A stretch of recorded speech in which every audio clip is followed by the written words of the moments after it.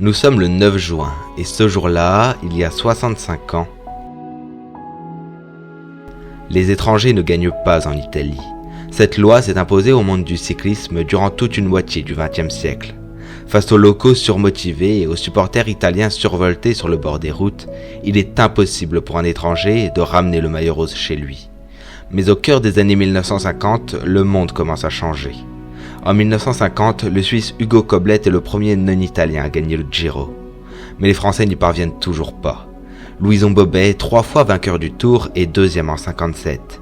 Jacques Anquetil, génie français, est second en 59. Il revient sur ce Giro 1960 avec la ferme volonté d'écrire l'histoire. Anquetil est sans doute le meilleur coureur de contre-la-montre de l'histoire, le meilleur rouleur de tous les temps. Le 1er juin, à Lecco, il a remporté le contre-la-montre de 68 km et s'est offert 4 minutes 30 d'avance sur son dauphin italien Gastone Nencini. Mais le Giro est toujours aussi difficile à conquérir.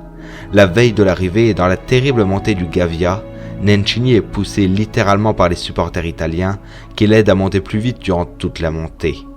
Anquetil, lui, crève à 4 km du sommet. Nencini revient provisoirement à 17 secondes du français au classement général. Mais Anquetil tient. À l'arrivée, il garde son maillot rose pour 28 secondes.